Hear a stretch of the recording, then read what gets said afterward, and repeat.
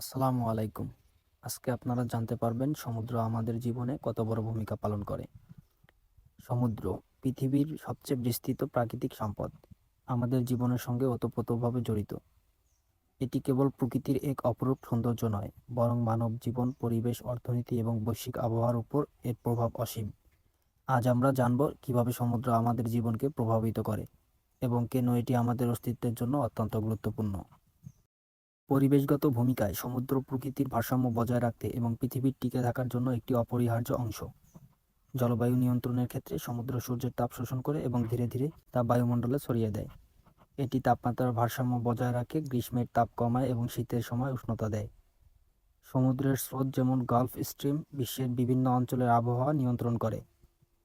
অক্সিজেনের উৎসের ক্ষেত্রে সমুদ্রের ফাইটোপ্লাঙ্কটন অক্সিজেন উৎপন্ন করে, যা আমরা শ্বাস নেওয়ার জন্য ব্যবহার করি।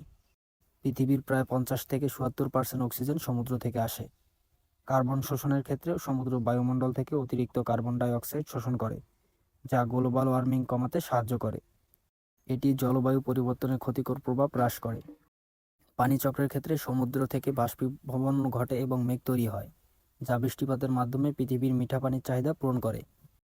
জীববৈচিত্র্যের আধারেও সমুদ্রের ভূমিকা অনেক। প্রাণীর আশ্রয়স্থলের ক্ষেত্রেও সমুদ্র পৃথিবীর জীববৈচিত্র্যের বৃহত্তম আধার। সামুদ্রিক প্রাণীদের মধ্যে আছে ডলফিন, তিমি, কচ্ছপ এবং অসংখ্য শৈবাল ও প্রবাল। ঔষধ ও চিকিৎসা উপাদানেও সমুদ্র থেকে পাওয়া যায়।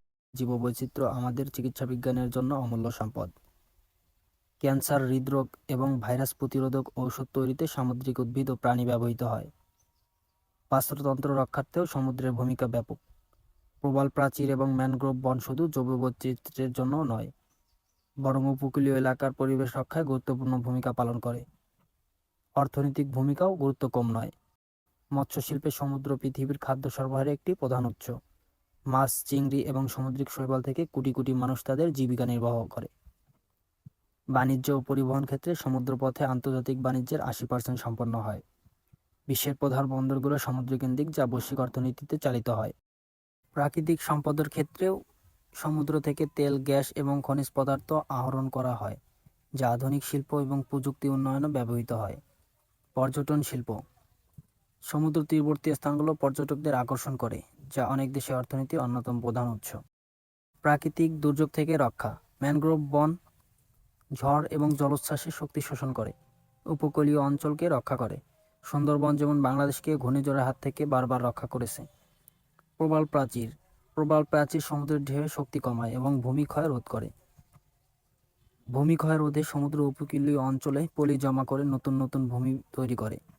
জলবায়ু পরিবর্তনের প্রভাব সমুদ্রে গ্লোবাল ওয়ার্মিংয়ের প্রভাবকে সীমিত করে এবং আমাদের বাসযোগ্য পরিবেশ প্রদান করে। সামাজিক ও সাংস্কৃতিক গুরুত্ব সাংস্কৃতিক ও ঐতিহ্য সমুদ্র মানুষের ইতিহাস, সংস্কৃতি ও সাহিত্যের অংশ। বিশ্বের অনেক ধর্ম এবং কাব্য সমুদ্রের গুরুত্ব তুলে ধরা হয়েছে। সমুদ্র তীরবর্তী স্থান মানুষকে মানসিক প্রশান্তি দেয়।